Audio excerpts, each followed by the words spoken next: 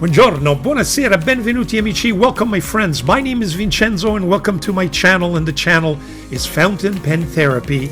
And the therapy, once again, is a weekly recap filled with surprises.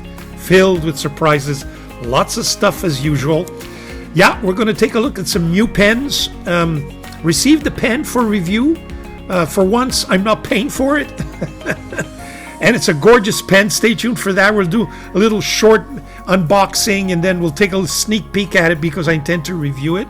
We got some Japanese inks. Yes, sir, Japanese inks to go along with some Japanese paper, or at least paper that pretends that it will, replace the ultimate Japanese paper, which is Tomo River.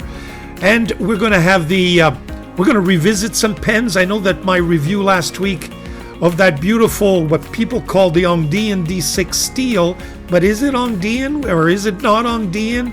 It's a little bit of a mystery, but we'll try to unravel that for you. Then we'll take a look at also what weapons I've got to store for you for next week. Take a look at YouTube reviews, we'll take a look at the market, and we'll have some fun. So that's the therapy that's in store for you guys. Without any further ado, Fountain Pen Therapy presents the weekly recap for June the 7th, 2026.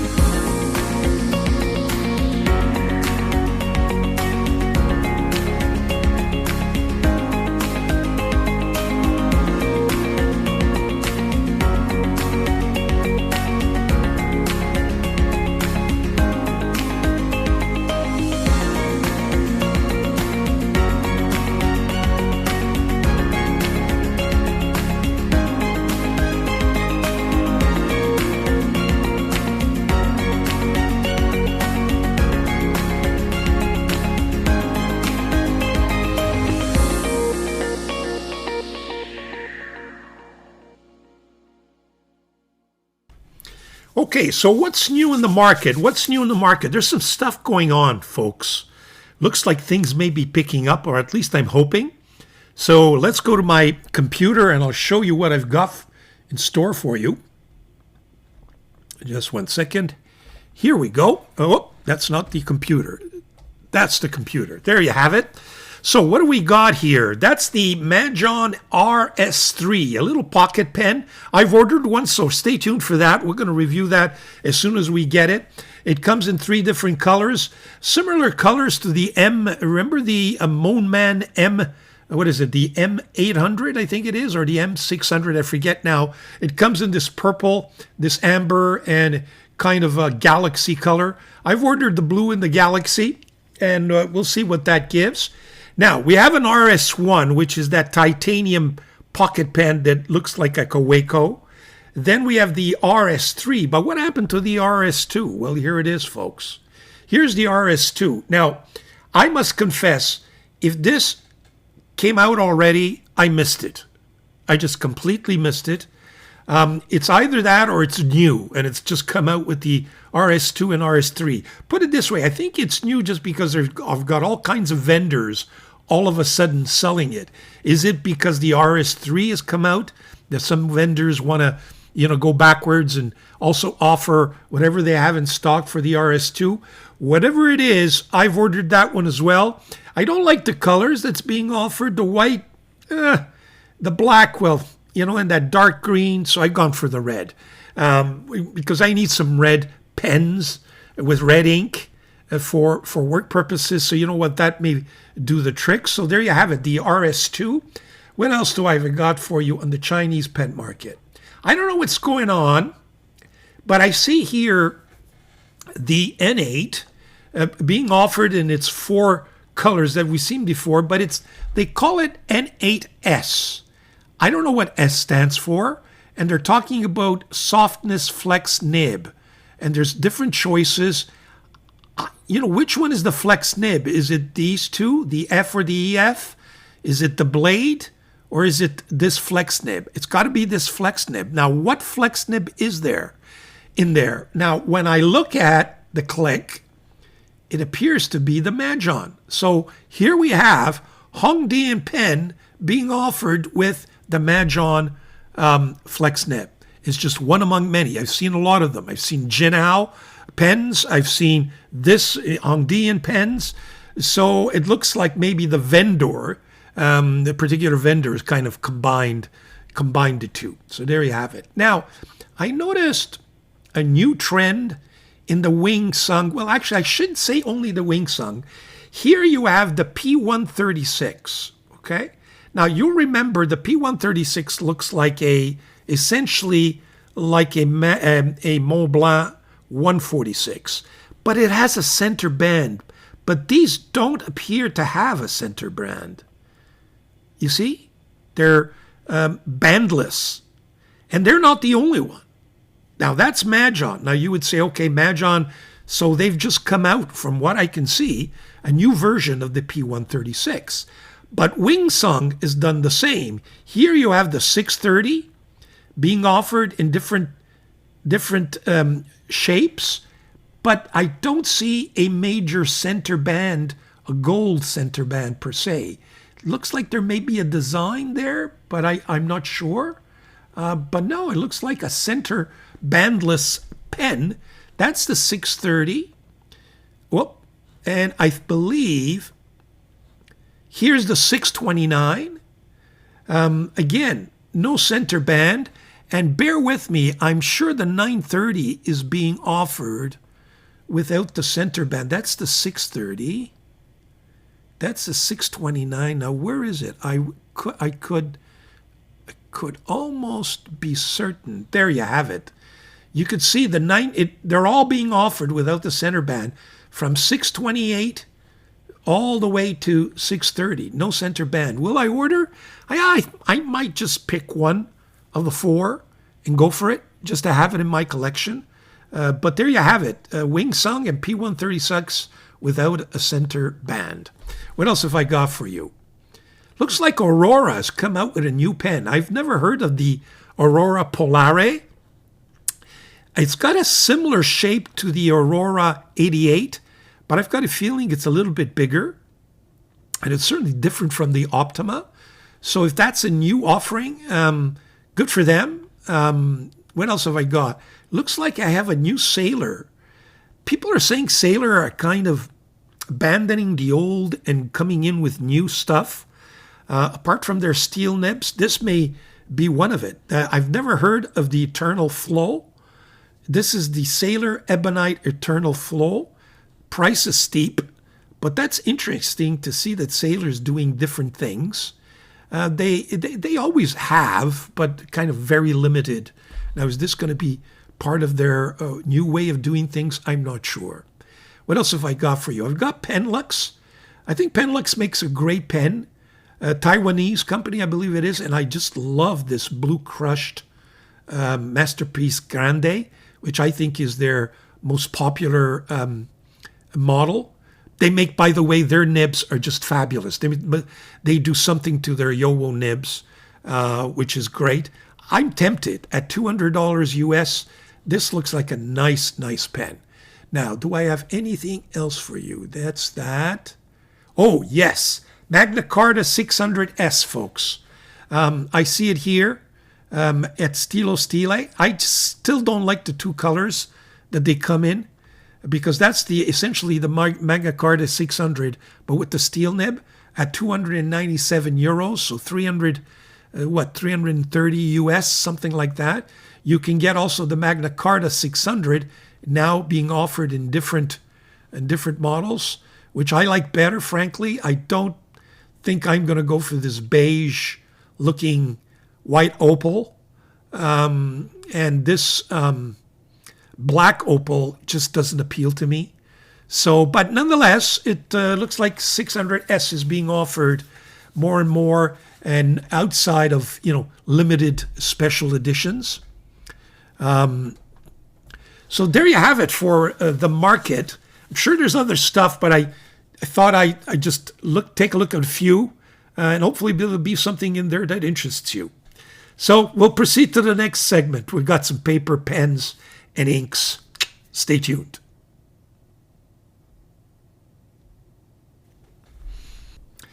Okay, so we're back for the next segment, which is let's take a look at some new paper. Never ends, folks. It seems like from week to week, I'm almost done and ready to start working on my video where I go through all this paper that I've been reviewing since the new year, since January.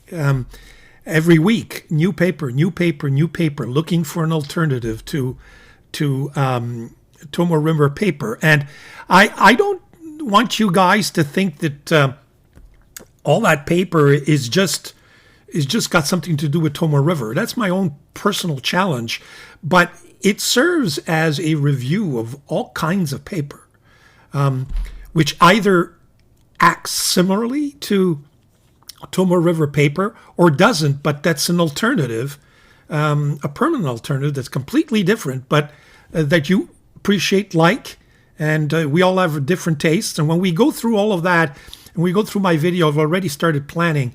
I'll explain to you why I think and why I like Tomoe River paper, and then we'll take it from there. But I have some, in fact, received a couple of notebooks from DANIKA 58. So what I'd like to do is go straight to my computer so I can show you what I'm talking about. Okay, this is DANIKA 58, their website. Okay, now I keep thinking DANIKA 58, there's a woman behind this, so I keep saying she. It may not be. DANIKA could just be a name, and it could be husband and wife. It could be just a husband. It could be just a guy. And so if ever I refer to DANIKA as a she and ends up being a he, I'm sure that person will forgive me. But the two notebooks, I pointed this out to you in a previous recap, were this one here, this 52.3 GSM paper notebook Tomoe River alternative. Doesn't give me a name. I asked for the name, but I never got it. 384 pages, so I got that. I was also interested in this one, 52 GSM Cream Tomogawa Tomoe River paper notebook Machine 7. So that's the original. 128 pages. So I ordered both and I got both. So I wanted to show you both of them here. So let me go back to my overhead camera. Here we go. So these are the two notebooks that I ordered. These are the 128 page notebook. Now I have other notebooks from Tomoe River with this, the Tomoe River branding, etc. Made in Japan. But never one like this, I must say. And this apparently is the original. We're going to reserve this for another time, but this is what I got. And then the other one that's touted to be an alternative is this one here. I think DANIKA 58 must have bound this notebook themselves. And I have several like this. Corona paper. I had the Cosmo Air Light at one point. There was also B7, natural paper, all kinds of paper that's bound in this way, okay? And that some of them came with this plastic cover, and some of them did. I think DANIKA 58 threw in the plastic cover because I didn't order it. But this is the first time I get paper that actually feels like Tomoe River. It really does, folks. So very simple. The only thing I don't like about it, frankly, is the fact that it's a dot grid. I don't like dots just because I don't follow them. But I can always use something underneath to mimic the line. It doesn't have any page numbers or any other markings. So it's essentially blank, completely blank, but with the dot grid. So we're going to do a writing sample and also an ink swatching on this paper and compare it to my Tomoe River paper, of course. And so there you have it. That's the new paper I've received this week, and we'll come back with the inks I have to propose for you, some brand new inks, and we'll take it from there. Be right back. Okay, so we're back with the inks. Here are the 3 inks I have to propose for you this week. They're inks made by, these are the TERANISHI inks. Now, I always wondered whether or not there is a difference between the TERANISHI inks and the Tatcha inks. Apparently, there is a difference, although I must say that they even have similar names.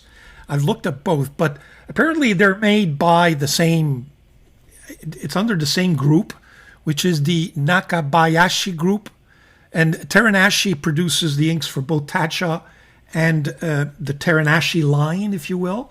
But all to say they are related, and that's why sometimes you can see even similarities in the packaging and even in the bottle.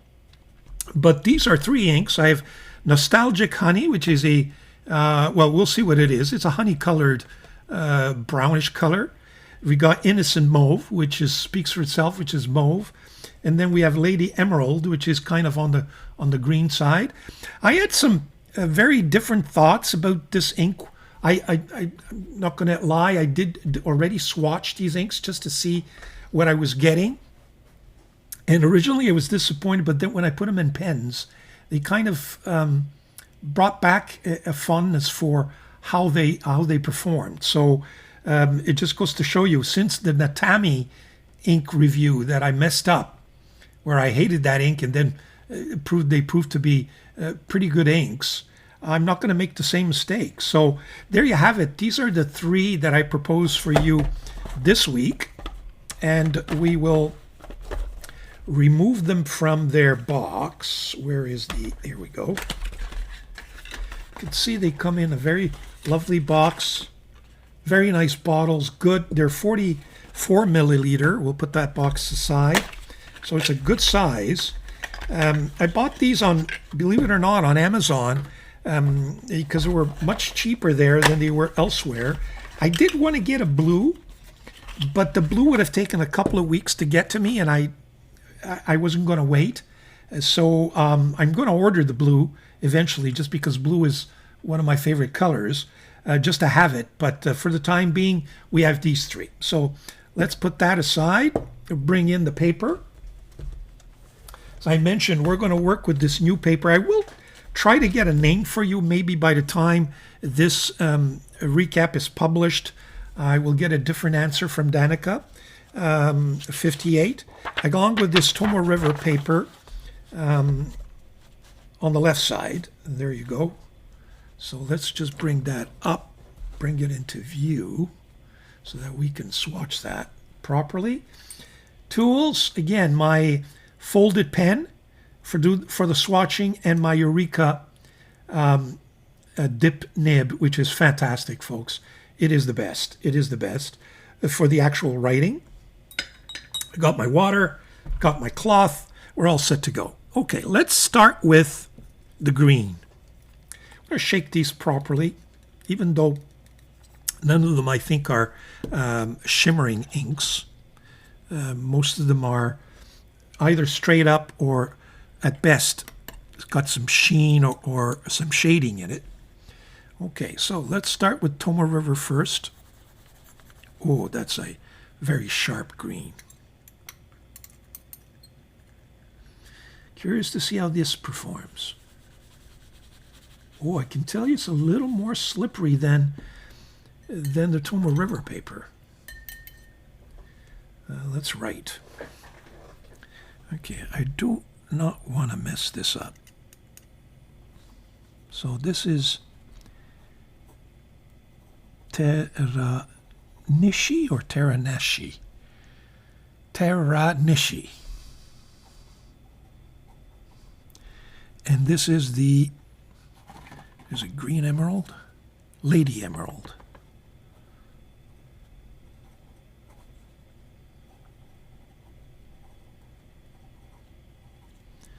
So it's TERANISHI.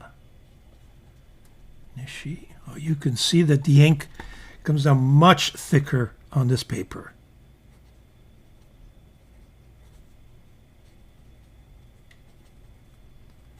And keep in mind that this Tomo River, my suspicion is, even though it's referenced the way it is, I think it's a Sanson derivative.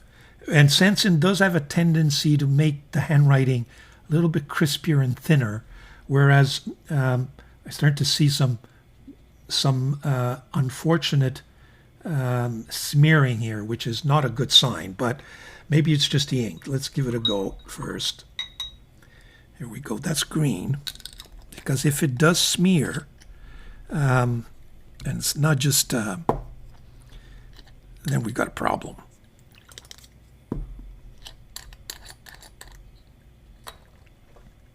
Okay, this is the mauve.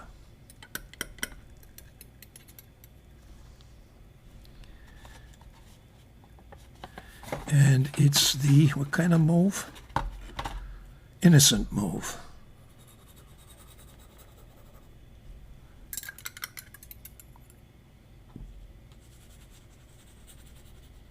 Much slipperier.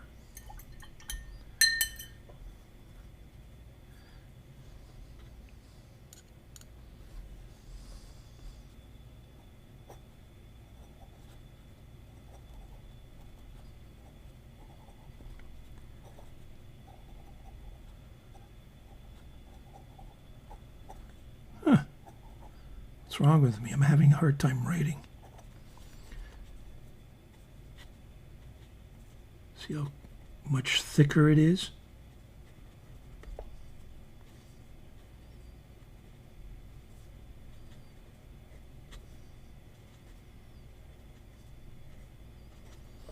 Yeah, less smearing, at least for now, with the mauve.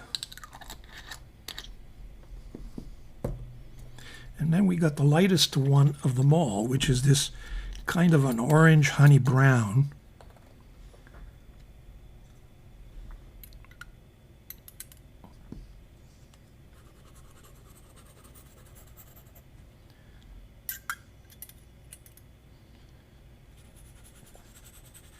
It's especially this honey brown that, or orange, that kind of surprised me when I started writing with it. Now I'll explain later on in the recap what I mean. Yeah, no matter how I turn my nib, it really comes down very thin. And this one is called what kind of honey? Sorry about that. Nostalgic honey.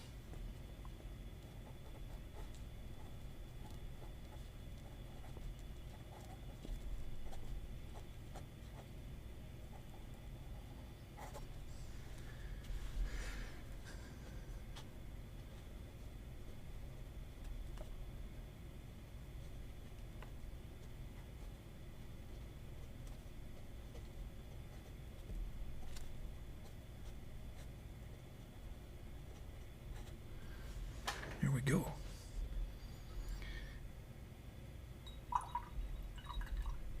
And something I discovered, and I described last week, you can actually tell what the grain, where the grain is. You could see that the grain going this way as opposed to horizontally, because I did some swatching of one of the Krena papers last week, and I showed you, I think it was last week or the week before, where in fact you saw lines going this way.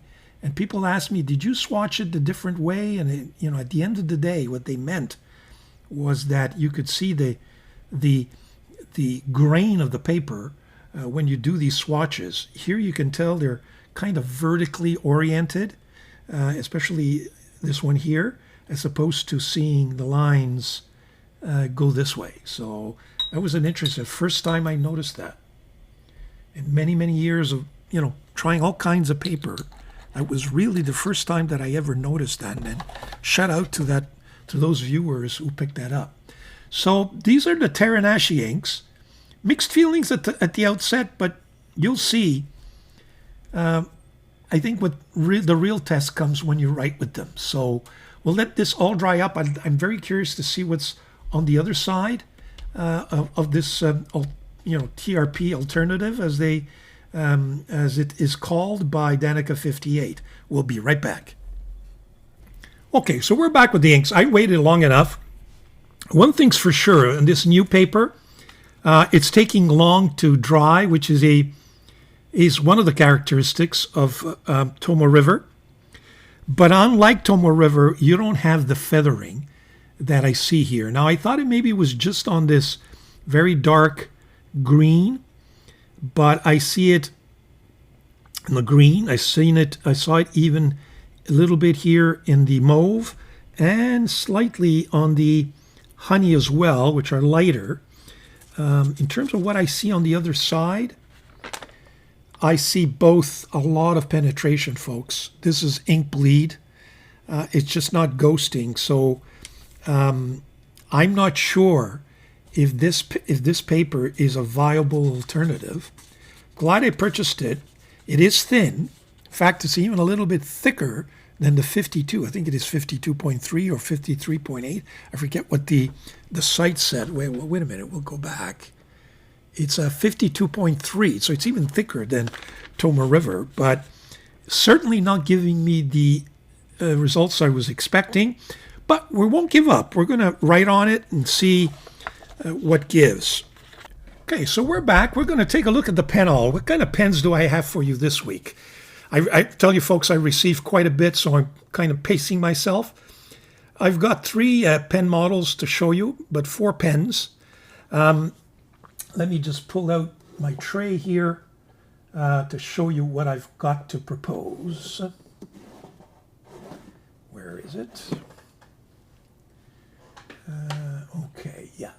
Okay, so the first one is this one. So let's go to my overhead camera. Now, you'll take a look at this pen and you'll say, well, wait a minute. That looks familiar. It sure does. But that doesn't look familiar. But the rest does. Yeah, it's a striking image of the Mont Blanc 146. But it is not a Mont Blanc 146. It's a Lemon M6A. So let me pull out several Lemon and other clones of Mont Blanc 146 just to show you how it compares. I'm not sure that I'm going to do a review of that pen, but if you guys were curious, you've seen it on AliExpress and maybe even Taobao. Let me just get my pointer if I could find it. Here it is. This is the M6 from Lemon, and it was meant to be a, and there you go. It's got the star, but it's only got 5 points as opposed to 6. Subtle, but it meant to be like the Little Prince motifs here. Then you have my M8, Lemon M8, which is a kind of a version of another Mont Blanc 146 look-alike, but a Mont Blanc. And this is also meant to look like that one. Then I've actually got the real one, which is this one here. Let me just make sure. Yeah, this is the real thing. So we'll kind of put it at the bottom. And these other 2 are actual fakes. In other words, well, fakes. The only thing is that they're not being sold at the same price as real ones, okay? They're being sold for roughly $70, $80, but they're definitely fakes. Right down to, Mont Blanc being inscribed on their, and wait a minute, am I making a mistake here? Let me just, I am beginning to mess them up. I think this is this is the clone. So you see, I mixed them up. This is the real one. You can tell by the nib. Yeah, this is the real one. Sorry about that. Just goes to show you how similar they are. And so there you have it. The Lemon M886A is actually, it does say on the center barrel, it's hard to see, but it does say Lemon manual made in China. So at least, and there's no, mountaintop there at all. The nib is that beautiful hand-polished medium lemon nib, which got a little bit of a Nagiata tipping. You can see one of my favorite nibs, but we'll see how it writes. in just a few minutes. So there you have it, the first pen. So the first pen that I have to propose, and we'll do some writing with all these pens in a minute. Where did I put it? Is the lemon. It's this one. So we'll put that there, and we'll put this aside. The second pen I have for you is a pen that I saw both on AliExpress and Taobao. And I know that some of you don't have access to Taobao, but you got Superbuy. They're kind of similar. But the pen is this one. Now, the pen did come in. Let me just show you the box that it came in, because it's important.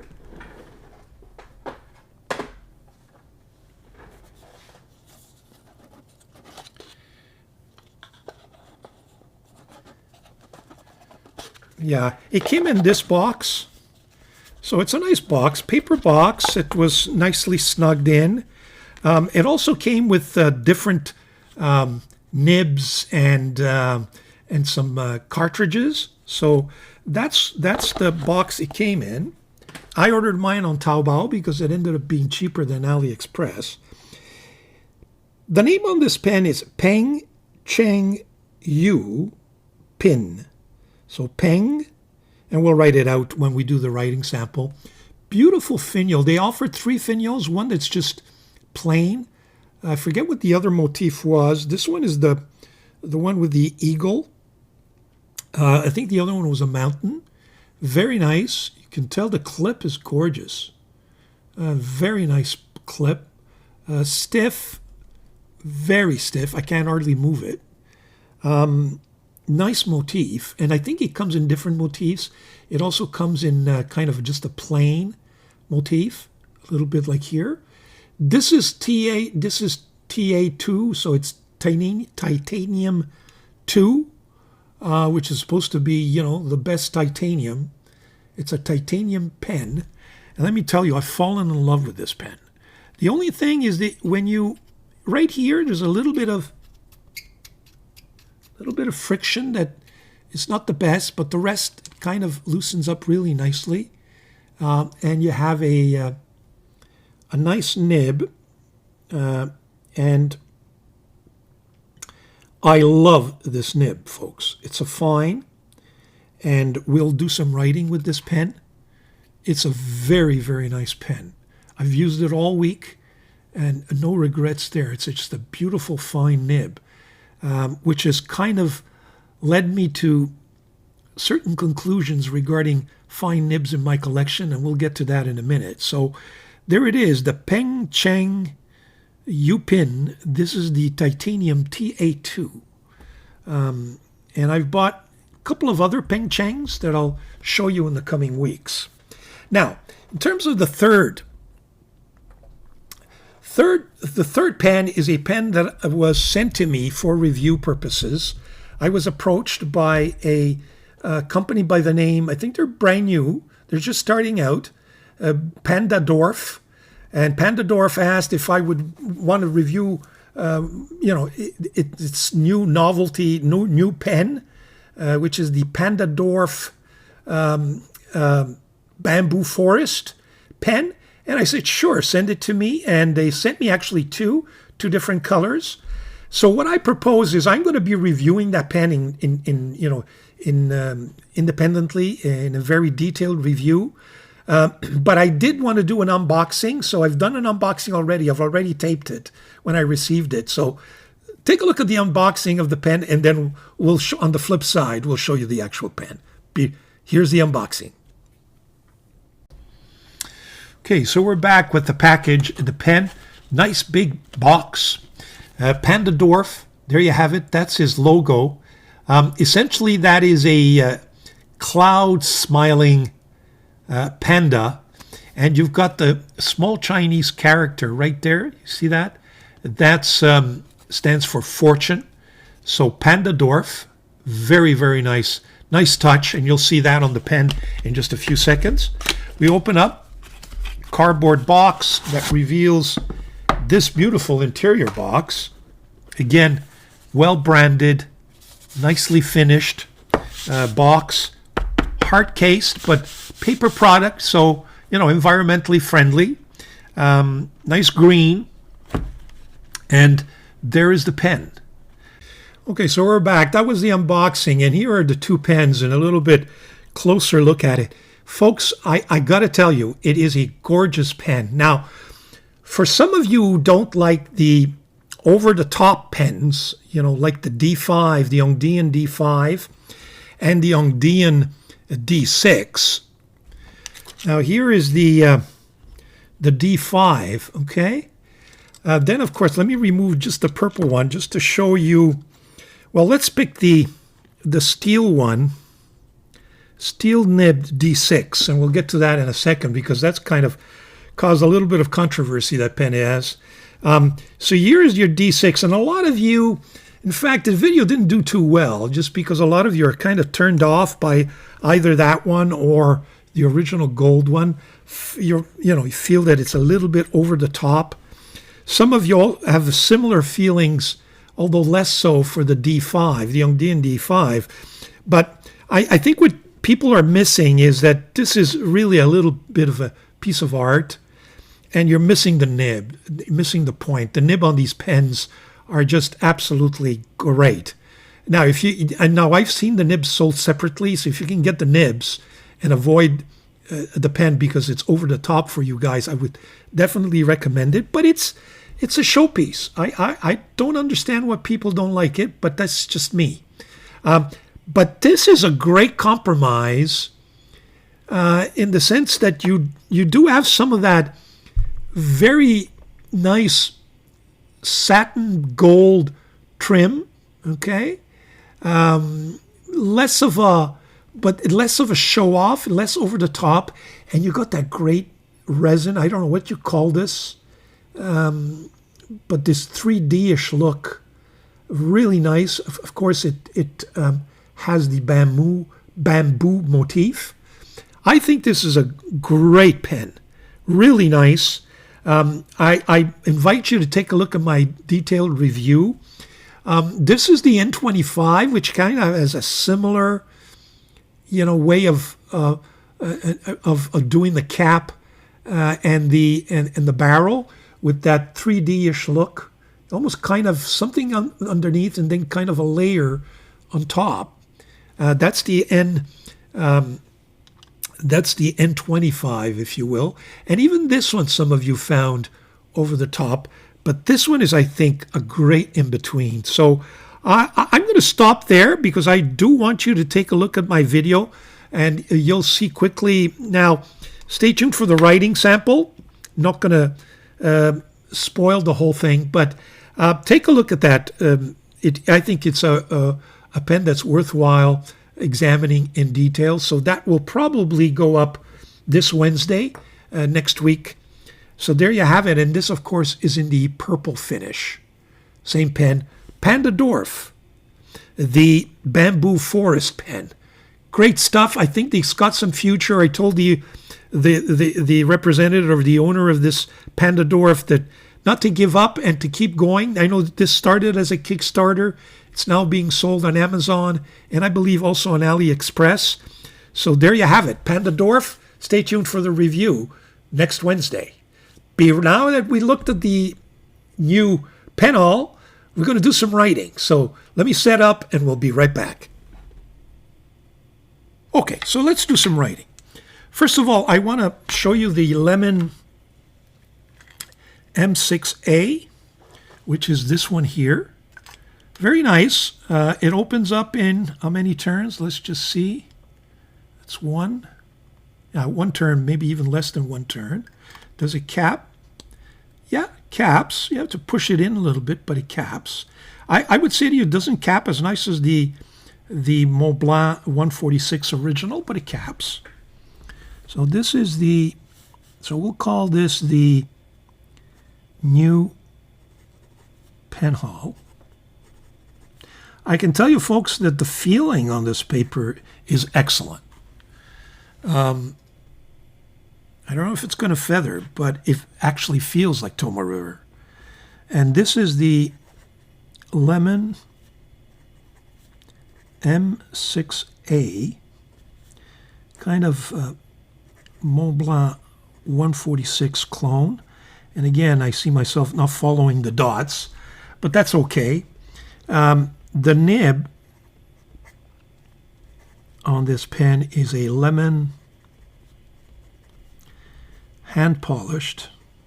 That's what they refer to it as. Number 6 steel. And it's a 0.7, so a medium. The ink,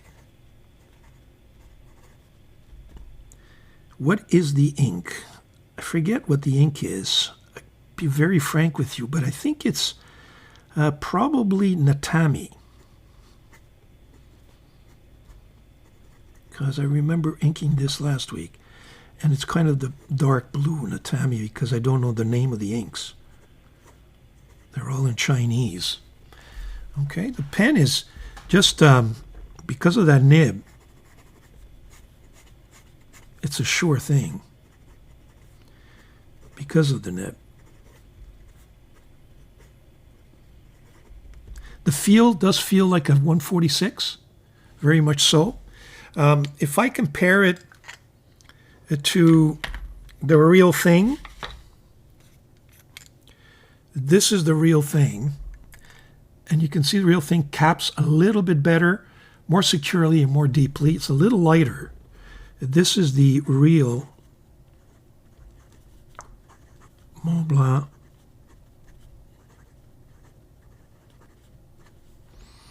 146. I don't know what the ink is. Just a little bit smoother and lighter writing touch, if you will. A little bit bouncier. But nothing to shy, away from this hand-polished nib. The nib is beautiful. I guess you just, if you take objection to somebody ripping off another pen, well, I can understand. But keep in mind that my understanding is that the intellectual property on this pen, other than the copyright of the name, Meisterstück and Mont Blanc, and maybe even the branding, okay, on top, the mounting, the star or the tip of the mountain, those are protected. The actual patent is run out, so it's free game. There you have it. But, it's not very imaginative if you copy, correct? I do have a similar nib on this M6. Now, does it write? Not sure it's inked. Yeah, look at this. Lemon M6. But maybe this is 5.05 because this is much thicker. But again, it's got that hand-polished, or maybe this one is thicker than the 7. Maybe this is the 1.0 because the ink is definitely, the line is definitely almost a broad, if not even a double broad. But again, just writes just fabulously. All of these pens are correct. I did want to show you just one of those fakes, how they write. I'm not even sure that this one has any ink. This is this one doesn't have any ink. And if it did, it dried up. So that shows you the difference. This one here, I hadn't written with my M6 in a while, and it just wrote like as if I just inked it. What about this one? This one, a little bit. You can see that the nib is sticky. It's dry, essentially. We'd have to ink it up. So the nibs are not quite to the, but you can probably take that, put a lemon nib in there, and you transform the pen, and, in essence, you get this. Not this, sorry. You get, mixing them all up, you get this one. But that's the lemon M6A. Okay, so let's put that aside. Yeah, I don't like the feathering on that ink. Take a look at that. just wild feathering. Now, what do we see on the other side? Not bad. There is some ghosting. A little bit more, I would say to you, a little more evident than a normal Tomoe River paper. But the paper does feel nice when you write on it. Which brings us to the next pen, which is this titanium pen Chang, and I may actually review this in detail. That's because I like it, and it's titanium. Maybe I'll review all my Pen Chang pens all at the same time. But this is the Pen Chang. It keeps going. Pen Chang U Pin. Now, I don't know if that's a full name or it just means pen. I've seen Pen Chang as a brand on AliExpress, but the nib is just, listen to it.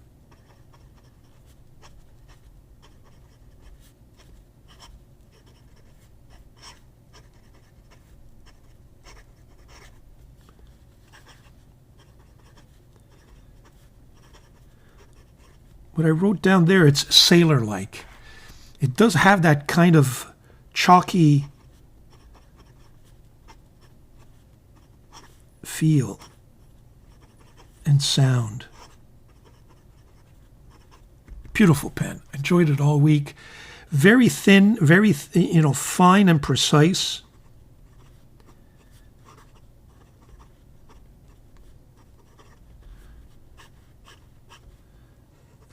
Does it have any bounce? Yeah, kind of. Not much. But I really, really like the nib. So there you have it, the Pen Chang U Pin, and this is the TA2, I think is what they call it. The TA2. Just a gorgeous, gorgeous little pen. Really nice. Hongdian-like, if you know what I mean. Look at that. Finish is nice. I tell you, finish is perfect other than this. I just noticed that. I'm not sure what it is. Maybe with time it will go away. There's a little bit of a rough edge there. It's not a piston, no, it's a cartridge converter, and I think it even has a,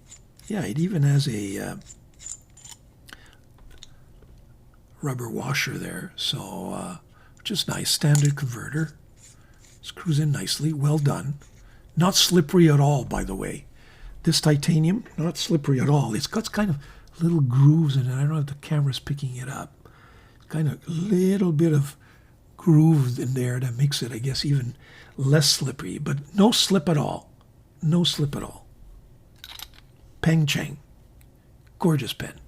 So there you have it. That's the pen haul for this week. I really enjoy all of these pens, frankly. If I could just get the right one. And we're going to be reviewing, of course, the PANDA DORF because I want to show you all kinds of things with that pen. There you have it, my pen haul for this week. We'll be right back with the next segment.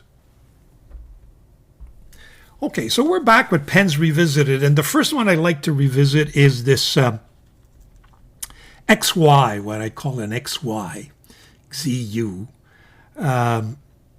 steel Hongdian nib, D6, which many of you are under the impression is the Hongdian steel-nibbed D6. Now, officially, as you saw in my review of last week, it is not an Hongdian pen. At least that's what Hongdian came out with, saying the only thing we did is authorized the use of the nib.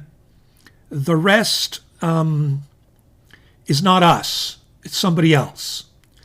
Now, it's not clear whether the somebody else just took it upon themselves to make the pen. Where did they get the design? Where did they get the mold? Where did they get whatever it takes to make this pen? My feeling is that it was probably manufactured by the same people at Hongdian. But there's a mystery out there, which is what's happening with Hongdian. Is it still around? So it's nice that the company came out and said we didn't this is not an Ongdian branded pen, but how can another manufacturer, XY, whatever they call themselves, do this? And Fontaine de Plume makes that point in one of the comments that he left under this video, saying that his suspicion is that it was actually manufactured by the same people, because there's no way that with such a short period of time it would have come out with all this. Now, there is not that I know of, any Ongdian branding on this pen, other than there is a brand logo right there, and I'm not sure if that says Ongdian. I don't believe it does. And I didn't find Ongdian anywhere, except, as I mentioned in my review, except on the nib. The nib says Ongdian, and this one's an F. It has kind of a scrolling design there, but which means that maybe Ongdian did have intentions to come out with the number 6 steel version of this pen, and then changed its mind, and maybe allowed another one to come out, but with just different characteristics. I'm not sure, but based on my knowledge and my review and what Shanghai Dude stated in one of his posts, and even the certificate that I showed you in my review, this is not an Ongdian pen. It's a pen manufactured, or at least offered by somebody else, some other outfit, with an Ongdian nib. And it's the nib that's, to me, spectacular. Very similar to the D5. So this is let's see if it writes. I haven't written with it all week. It sure does. Ongdian D6 steel. No. Ongdian steel nib. Yes. The nib is soft. I go through the differences in my review, and you're welcome to get all the details. Published last week. I'll leave it in the description for you to refer to. And just quickly, how does it compare? Mention that you can get the Ongdian D5 nib separately. I did in this case, and I put it in this. At the time I bought this was the GD 845. It's meant to be a clone of the custom Urushi 85. I've seen it sold under the banner of Montefiore, I believe it is. Let's just see if it writes. No, it doesn't. This is even flexier, by the way. I think we can prime it. I think it has some ink. Yeah, it definitely does. Let's prime it. Just get some ink out of there. Throw that in my water. Okay, let's see if it writes. Yeah.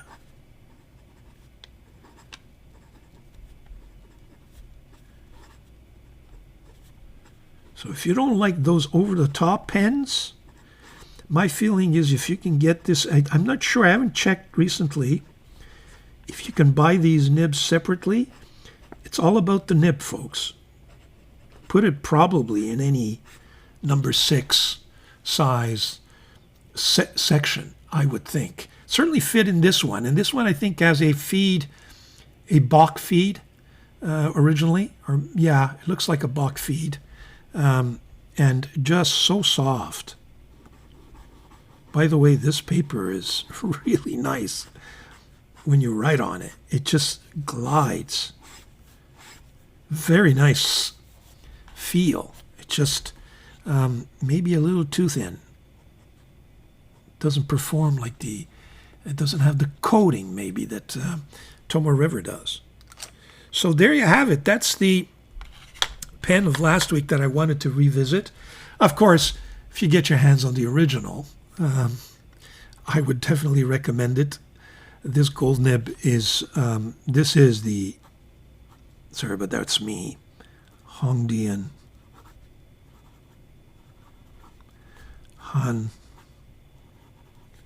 D6 with that, well, here I go, that Nagyata nib tipping there. You can see it really, really nice.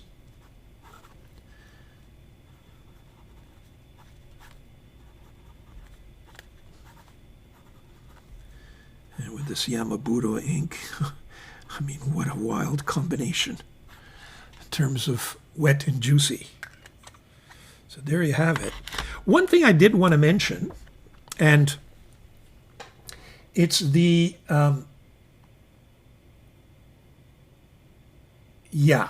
one thing that I wanted to mention, it's that this new pen that I got, Sailor, and even that, frankly, that Peng Cheng pen that I just showed you on the pen all, that has a nice fine nib, but these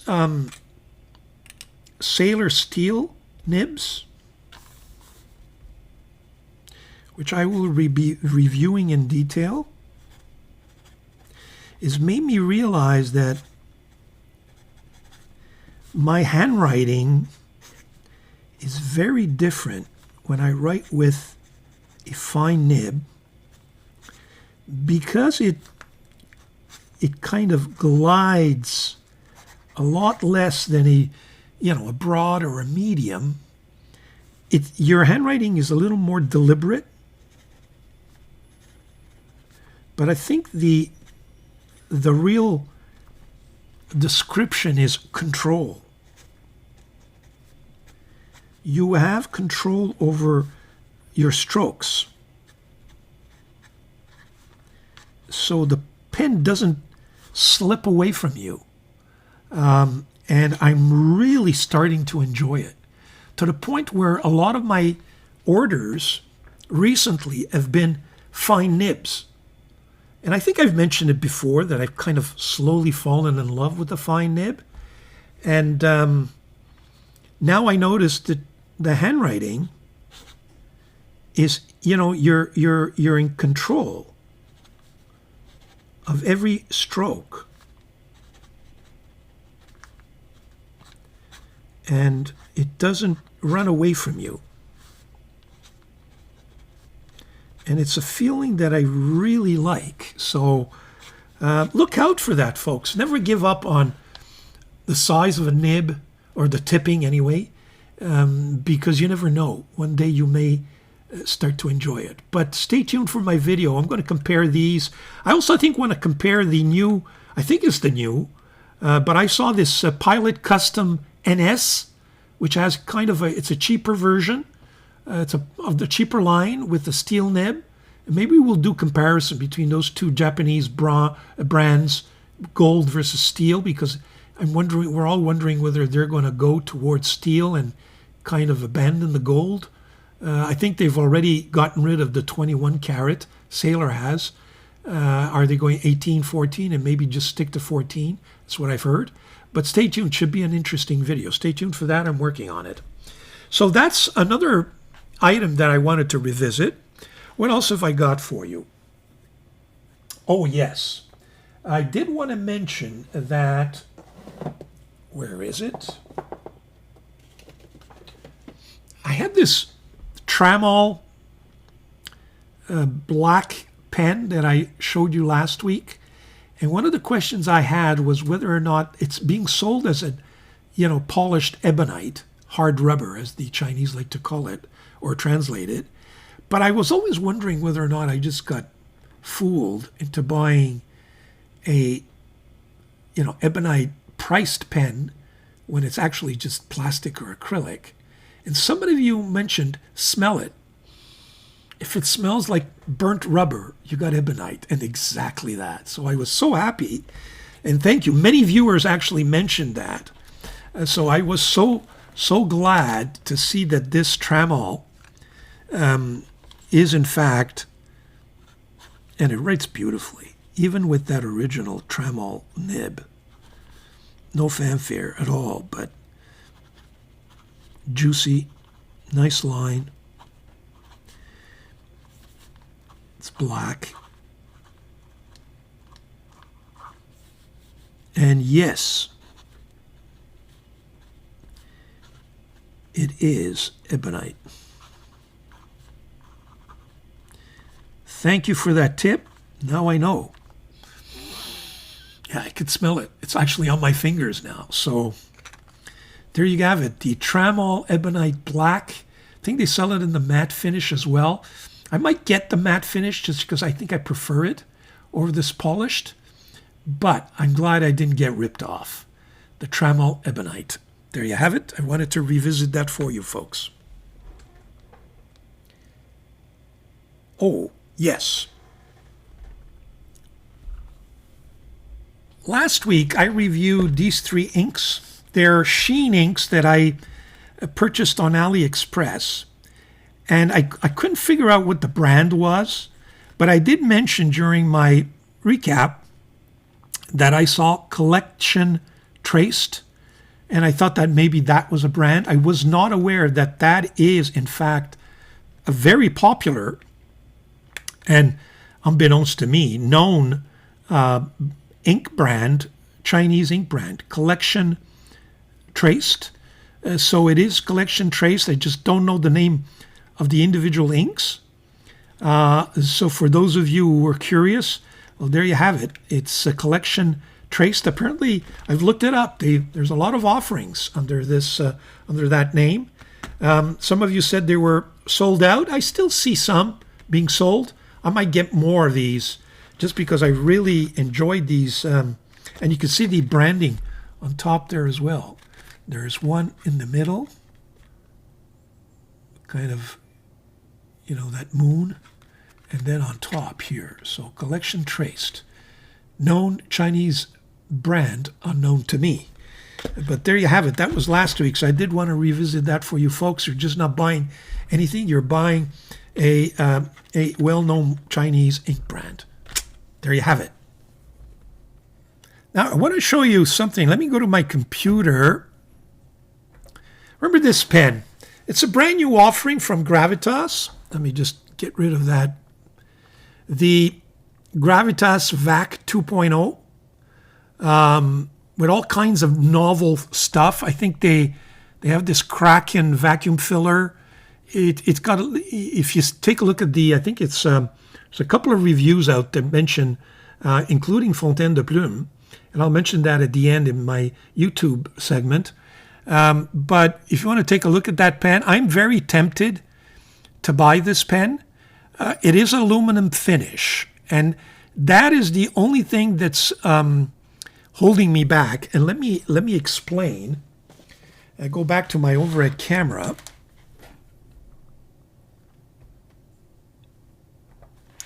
Remember this?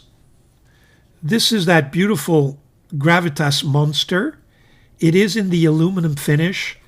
And for me, it's probably the only, you can see the ink here is just penetrating just a little bit, by the way. The ghosting is a little too much, but the feeling of writing on this paper is very good. I will have use for this notebook, but we'll throw it in the mix, and we'll decide at the end. Yeah, let me back to my Gravitas. I love this pen. I love that nib. I love the idea of a number 8 steel nib. I love the fact that it's broad. This is Gravitas. We'll see how this paper handles this. Monster. But I can tell you right away that I do not feel comfortable, AL for aluminum, with the section.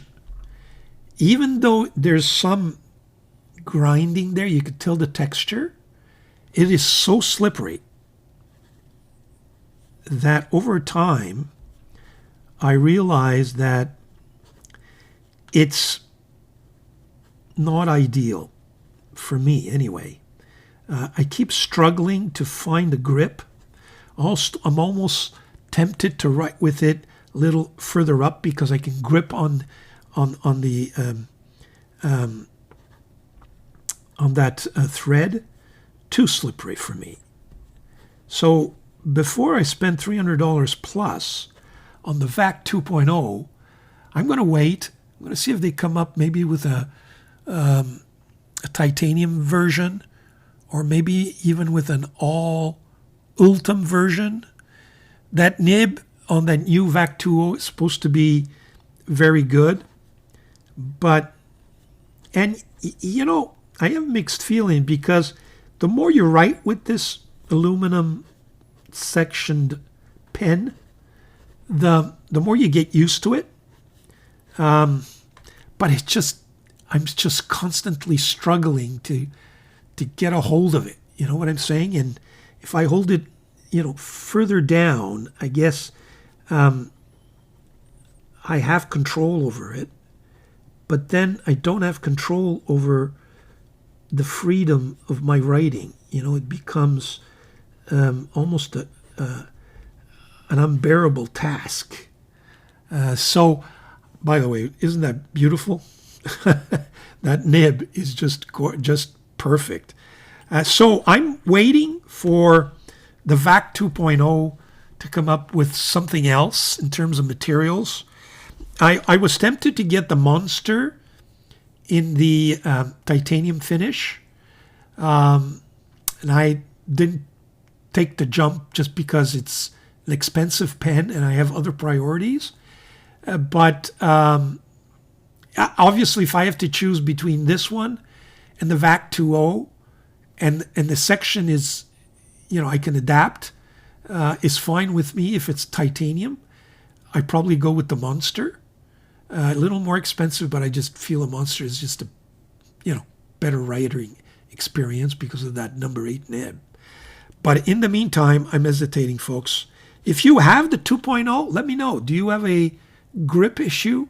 Is it slippery, or am I exaggerating? Let me know in the comments. So there you have. I think that's, I have to make up my mind. So stay tuned for the next segment. Okay, I like to come back to the ink and that notebook that we just presented. It's, unfortunately, I don't have a name for it, but DANIKA 58, the supposed alternative to Tomoe River paper. So let's go back to my overhead camera. Okay, so these are the swatches we took earlier on. And as you can see, I saw some feathering here, some feathering there, feathering there, feathering here. And I started to suspect that maybe this paper is not as good as I would have wanted it to be. I also saw on this front page some penetration here, you know, bleed through, as they say. But then as I went along and started writing, these are all some of the writing we did together, I noticed that, you know, it was getting better, to the point where there was no more bleed through, not much anyway. And then I said to myself, you know what, I got to give it another go. So I said, maybe it's the ink. I mean, you can see a little bit there, but, you know, not much. So I redid some swatching with Yamabudo, Kujaku, and Konpeki. And as you can see, there is no feathering at this point. And then I said to myself, let's do, you know, we did some writing. And I said, I want to re-ink, you know, redo my swatches with those TERANISHI inks in case it was the ink and not the paper. And, or that the paper, and all of a sudden, as you can see, there is a little bit of feathering right there, but the green has got none. So I don't know. I don't think this paper is as bad as I originally thought, although the bleed through here with the inks is quite significant. So I thought I'd do some more writing with this, just to, let me just take out some a pen that we were using before.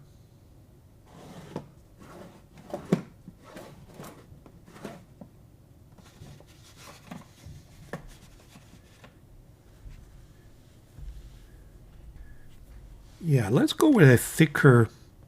This is the Lemon M86.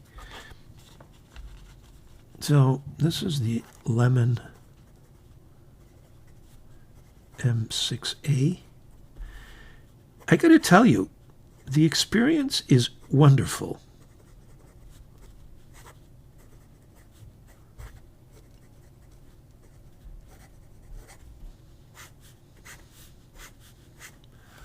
Just writes so smoothly. It really is Tomoe Riverish.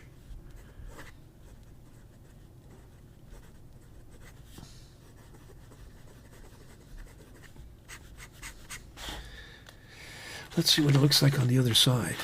There you have it.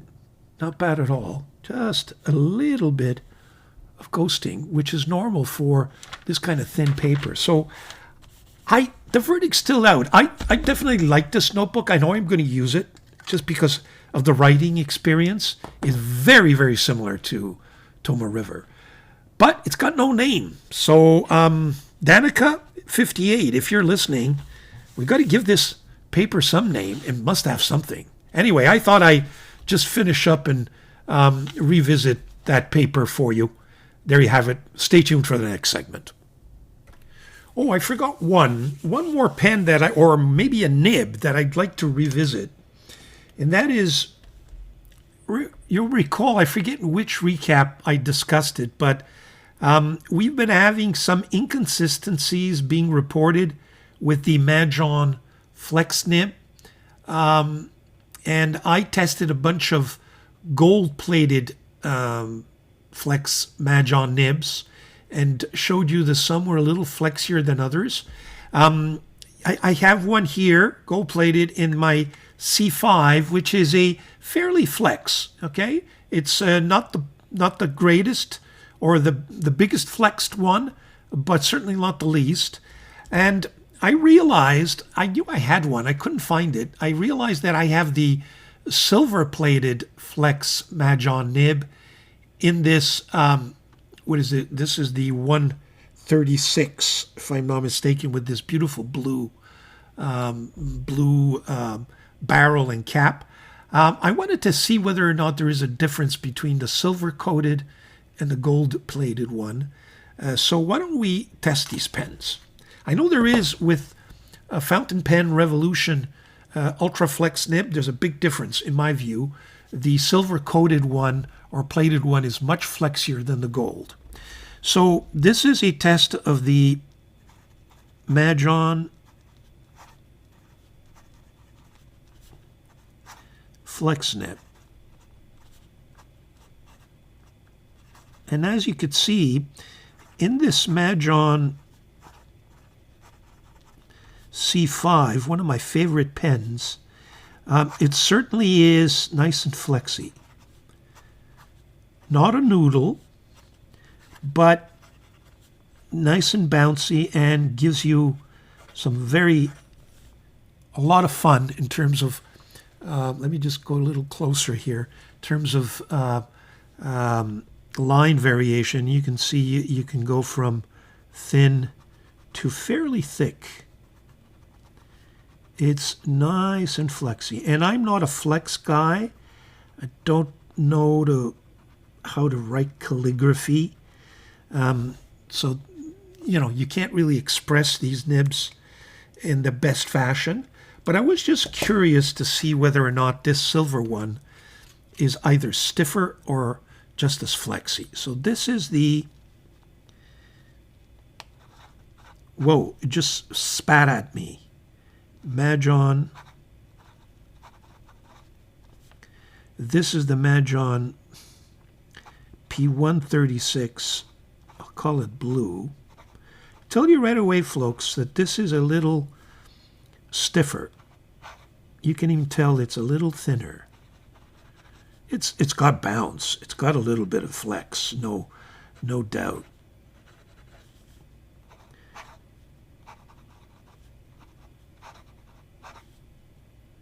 But I think you can go from thinner to just thick, but not as thick, I think, as the other one. But still very nice. So there you have it. Don't know if that draws any conclusions, but I did want to test it. just because I've encountered gold-plated nibs that are just, that have the same rigidity as this one, as compared to my C5. So in any event, there you have it. So that's it for the revisited segment. We'll be right back. Okay, so we're back with the next segment, which is what are my weapons for next week? Well, as you know, I always kind of try to draw on a theme of some sort when I'm inspired by something to convince me or to guide me in terms of what pens from my, big collection do I put in my pen case for the following week. Those are the most likely the pens that I will use either at the office or at home. In my journaling or just doodling around. And this week, as I mentioned earlier, it's been a couple of weeks now that I've kind of rediscovered the fine nib.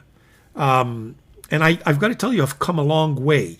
And what I've noticed is that when I write, and it's not always the case, it does depend on the pen, but in the majority of cases, I find that when I write with a finer nib, be it an extra fine or a fine, I do not have that many extra fines. I will show you a couple that I do have. I find myself that my handwriting is a lot more controlled than when I'm writing with a medium and broad. And it's a little more controlled as well when I'm writing with a stub. And I kind of rediscovered the fine nib, and I'm starting to appreciate why some people don't like anything else but fine, which is interesting. You kind of evolve. So what I have here is I have a selection of fine nibs that we're going to be writing with, and I'll show them to you, and these are going to be my weapons for next week. Okay? Go to my overhead camera. Okay, I'm writing on my Krena paper, which I love, by the way. And I've inked some of these pens with the new TERANISHI inks that we just reviewed.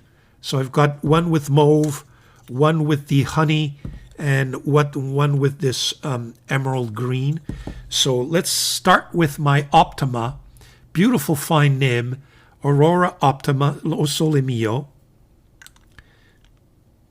Okay, just posts magnificently. One of the best poster pens, if there's such a word. So this is my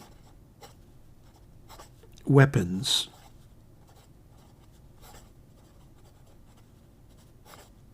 for next week.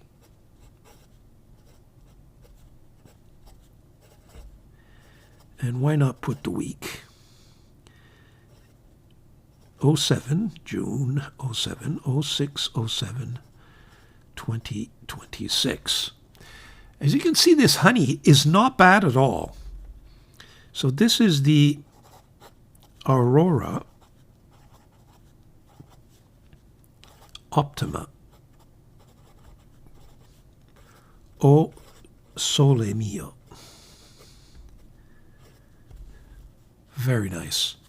I like this this honey ink in a fine nib.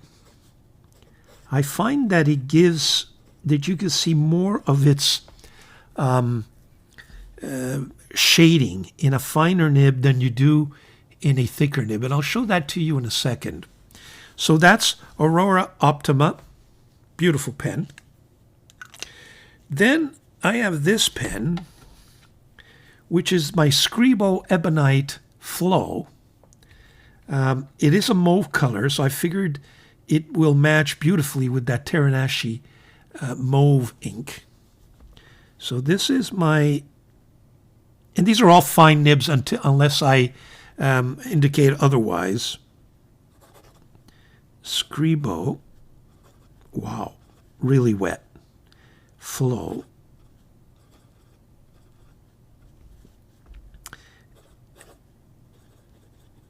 Perfect combination in terms of color of ink. As compared to the Aurora, Optima, this scribble's got a lot more bounce and comes down a little thicker. But the ink is nice. I thought it would come down a little more watery or light, but look how dark it is. So I like those TERANISHI inks. Next, I wanted to show you the green. This is that green, what do they call it? Lady Emerald. This is a Cypress, Mr. Cypress pen. I forget the exact name of the pen. I think it has kind of bunch of numbers. Just a beautiful pen with a 14 karat Mr. Cypress nib. Does this post? I think it does. Barely. Okay, so this is a Mr. Cypress.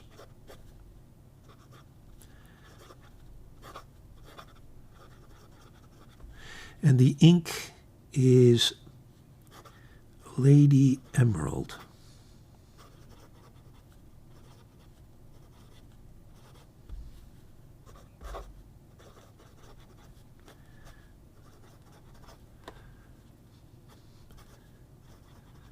Yeah, my handwriting is just so more controlled and precise when I use a fine nib. I find that when I'm using a broad or a medium nib, the pen kind of just starts writing on its own, and it just flows so badly that my writing is not as precise. That's what I meant to say. Next fine nib that I've chosen is this Vincenzo 629, but with the 14 karat nib. I just noticed something. I heard a little click. I hope because I just washed this. Sometimes you don't put in. No, that's fine. Okay. So in here, what do I have? I believe I have that Ink Forge Studio, if I'm not mistaken. I'll tell you in a second. So this is Vincenzo 629 14K. I'm at a loss here. Yes, that's what it is. It's Ink Forge Studio. That's the ink. And it's the Amalfi Coast.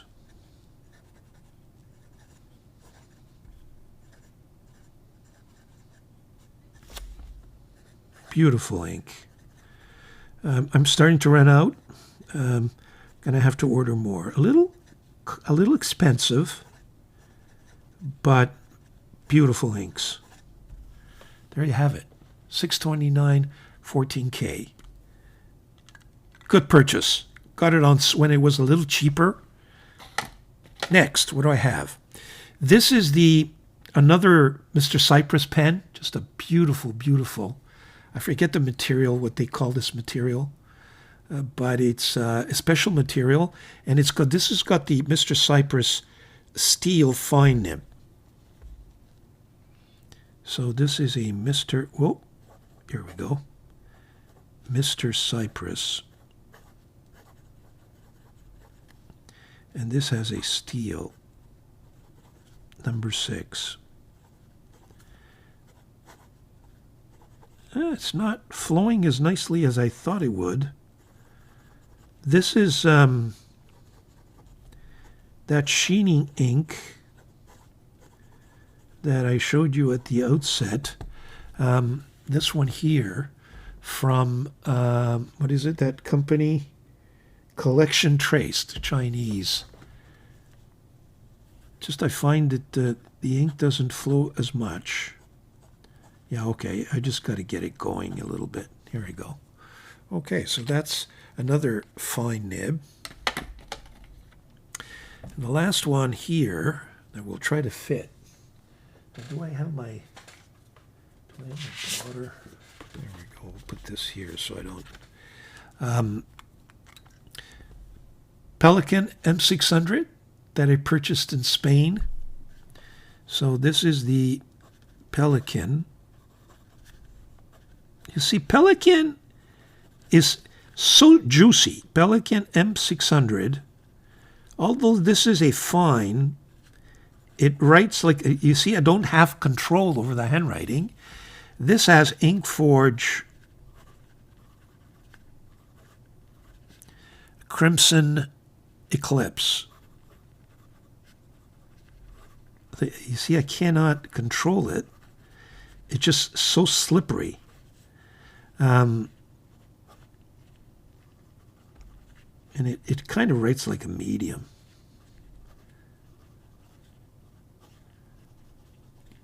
I got to get used to it. It's not as fine. Beautiful ink. Look at that. Beautiful crimson ink. Okay, speaking of which, I've got 2 extra fines that I want to take a look at with you. The first one is in this. Is this the one? Let me just make sure. Yeah. This is in my 630. One of my 6, or is this a 9? No, 630. Or is this the 930? Huh. No, 630. So this is the Wing Sung.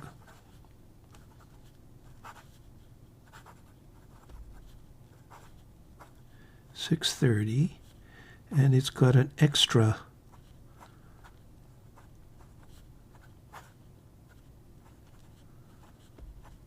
see how much more control I have over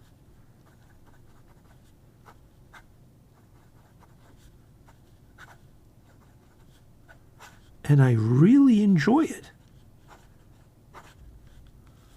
Very nice. And that's the extra fine. Forget the ink that's in here. Very nice ink, whatever it is. The other extra fine is this platinum.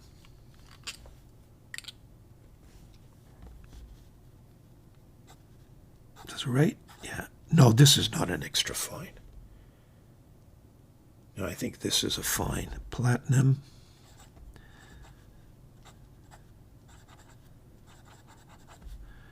$3,776. Gold nib.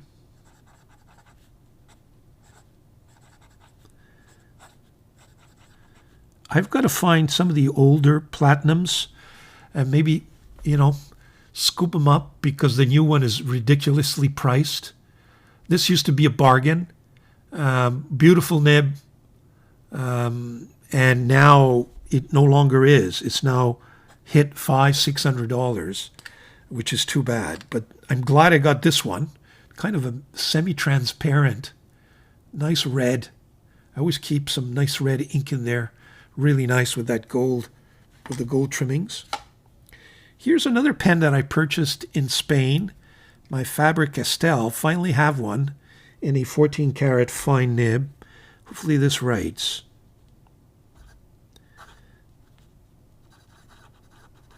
Actually, this is probably von Faber-Castell or Graf von Faber. So it's Graf von Faber-Castell.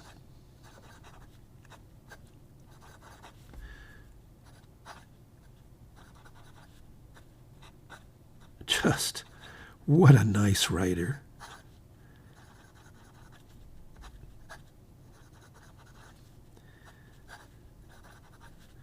This too has, by the way, Inkforge.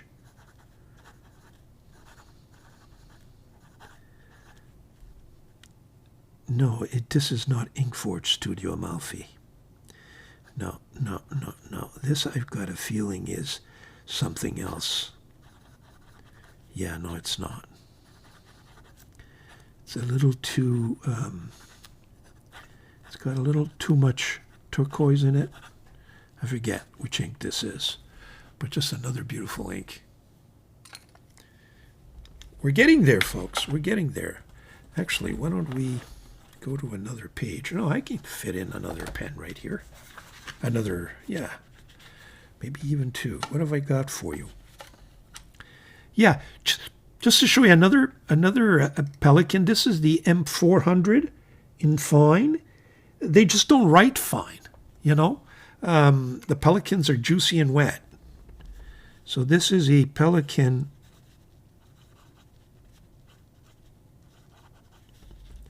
M400 with a fine nib.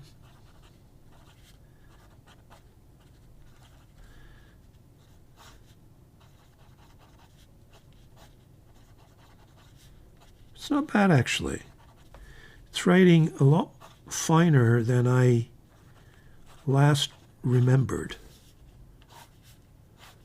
Beautiful nib. Beautiful nib. Going to have some fun this week with these fine nibs. Very nice. Okay, do I have some space in any of these other pages? Let me just see if I could find... here, this is what I wanted to show you. You see the ink? That's that TERANISHI Nostalgic Honey. Gives me a lot more, I find a lot more variation, okay, in the ink color than when I'm using the same ink in a stub nib. You see the stub is kind of pretty... it's one color, in other words, whereas in the fine nib, I see the lighter shading. I see more shading than I do in a thicker nib. That's what I wanted to show you. But back to my pens. Let me see. What have I got here left? Yes. One of my favorite fine nibs, which is this Omas Ogaiva. Just a beautiful nib. And it always writes. Always writes. So this is the Omas Ogaiva.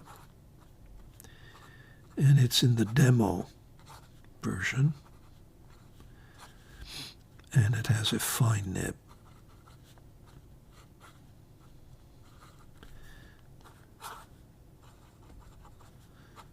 A little wetter than the others.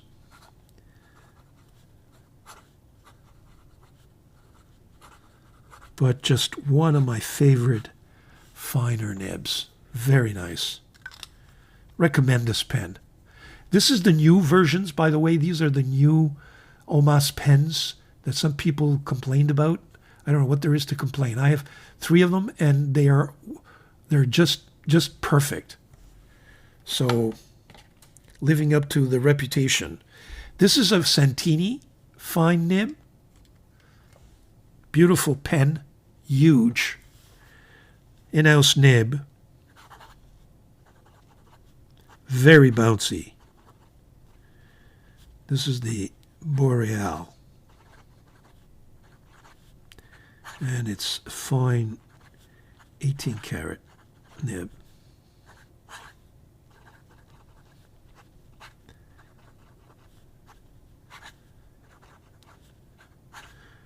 Very expressive. Beautiful pen.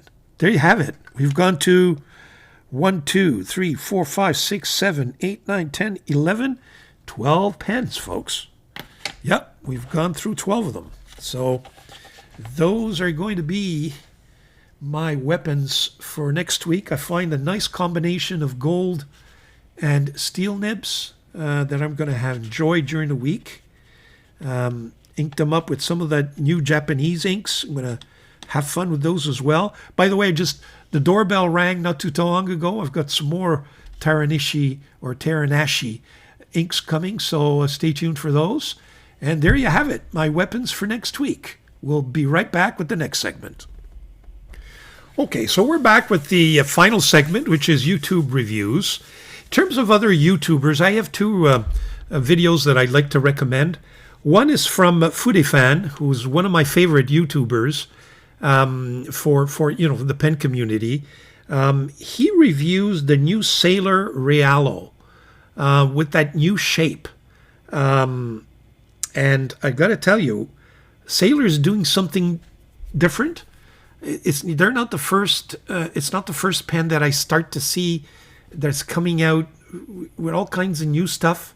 I know they're taking a different direction, but it's interesting nonetheless. So the new Sailor Realo, I recommend that video. Next is my friend at Fontaine de Plume, who reviews the Gravitas VAC 2.0. So anyone who is thinking about buying that pen, I know, as I mentioned to you, I'm hesitating because of that aluminum finish, a little slippery. But Fontaine de Plume reviews the pen, and he always does a great job. He goes through the pen from A to Z. He mentions everything. He doesn't miss a beat. So well recommended, especially if you're looking into buying that pen. So there you have the 2 YouTube reviews. In terms of my own reviews, well, last week I published a review on the Ongdian D6, the gold and the steel, or the XEU D6 steel versus the Ongdian D6 gold. I know it's an over-the-top pen, as I mentioned, so I think the video didn't do as well just because it probably doesn't attract. But I thought it would. I thought it would attract many of you, but a lot of you just hesitated. But they're fine pens, both of them. Recommend the video. Next week, what are we going to do? Well, we're going to do that Panda DORF review. I think we're going to review those 2 beautiful pens I received, and maybe something else as well. I've got 3 pens that I received, and there may be a surprise snuck in there somewhere. And I've also got in the background the Mont Blanc 146 149 that's still waiting to be reviewed, published, and the M series for Pelican, that as well. Working on a Sailor, gold versus steel, and I might just throw in, Pilot as well, because I found out there's an interesting Pilot nib that I'd like to compare to their gold offerings. I know there's also Fullen Flex. I think I now have all the Fullen Flex nibs, going from the very, fine right up to the very broad and almost stubby lines with, and I might end up doing a video on that as well. Anyway, lots and lots of videos are coming, sir. So stay tuned for that. That's it for me this week, folks. If you haven't subscribed, please subscribe, comment, ring the bell. It helps the algorithm. And please, comments. I need comments. You inspire me, as you usually do for my recap. You give me ideas, and that's what it's all about. Grazie molto. Take care, folks. Enjoy your pens, your paper, and your inks.